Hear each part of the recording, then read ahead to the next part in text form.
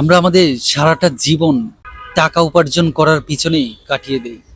কেউ প্রবাসে এই টাকা উপার্জন করার জন্য স্ত্রী সন্তান বাবা মা রেখে প্রবাসে কাটিয়ে দিচ্ছি। এই টাকা উপার্জন করার জন্য সুন্দর সময়গুলো উপভোগ না করে কর্মের সাথে যুক্ত আছি। কারণ আমাদেরকে ছোটবেলা থেকেই শেখানো হয়েছে পরিশ্রম করো, পরিশ্রমই তোমার ভাগ্য বদলে দিবে। কিন্তু আসলে এটা কতটুকু সত্যি? আপনি সারা জীবন অনেক পরিশ্রম করলেন, আপনি যত টাকা ইনকাম করছেন আপনার খরচ দিন দিন ততই বৃদ্ধি পাচ্ছে। আমাদের স্কুল কলেজগুলোতে শেখানো হয় কিভাবে চাকরি পাওয়া যাবে, শেখানো হয় না কিভাবে টাকা কাজ করে, কিভাবে আপনি ইজিলি টাকাকে আকৃষ্ট করতে পারেন, কিভাবে আপনি ঘুমিয়ে থাকলেও টাকা আসবে, বিশ্ব ভ্রমণ করছেন আপনার অ্যাকাউন্টে টাকা ঢুকছে। এটা শেখানো হয় না, কারণ কিভাবেই বা শিখাবে? তারা নিজেরাই তো সারা জীবন টাকার জন্য কাজ করে যাচ্ছে। তাহলে সেই সব শিক্ষকরা আমাদেরকে কিভাবে শেখাবে? আপনি হয়তো ভাবতে পারেন এগুলো উন্নত দেশগুলোতে সম্ভব, আমাদের মতো বাংলাদেশে ফাইন্যান্সিয়ালি ফ্রি হওয়া সম্ভব না। আমি বলবো আপনি আসলে কোনো কিছু খুঁজেননি, যে খুঁজে সে পায়। সিম্পলি আপনি যদি 2007 সালে অলিম্পিক কোম্পানিতে 1 লাখ টাকা ইনভেস্ট করে ঘুমিয়ে যেতেন বা আপনার কাজ করতেন ভুলে যেতেন, আপনি 1 কোটি টাকার মালিক থাকতেন। 2007 সালে অলিম্পিক কোম্পানির একটা শেয়ারের মূল্য ছিল 15 টাকা, বর্তমানে একটা শেয়ারের মূল্য 149 টাকা।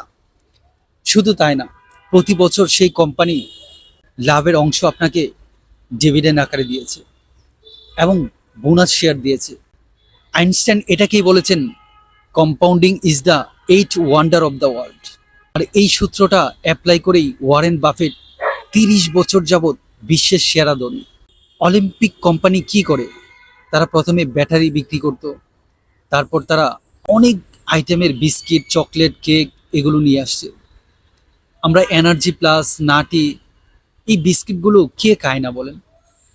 এখন আপনি ভাবতে পারেন বাংলাদেশ শেয়ার বাজার মানেই মানুষ পথে বসে যায়, ধ্বংস হয়ে যায়। কাদের টাকা ধ্বংস হয় জানেন? যারা অল্প দিনে ধনী হয়ে যেতে চায়, যারা বাজে কোম্পানির শেয়ার ক্রয় করে। আপনি সেই কোম্পানির শেয়ার ক্রয় করুন যে কোম্পানির ওষুধ কিনে খান। আপনার ঘরের জন্য যে কোম্পানির পণ্যটা আপনি ইউজ করেন, প্রতি মাসে 1,000 2,000 3,000 করে যদি ইনভেস্ট করতে পারেন, আর 10 বছর 15 বছর 20 বছর পর আপনার আর কাজ করতে হবে না।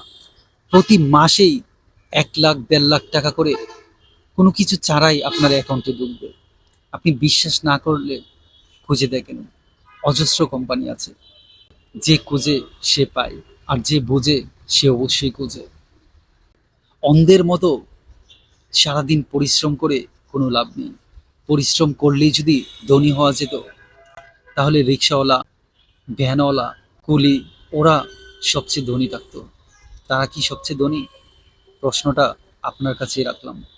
কমেন্টে আপনার মতামত জানিয়ে যাবেন। Thank you.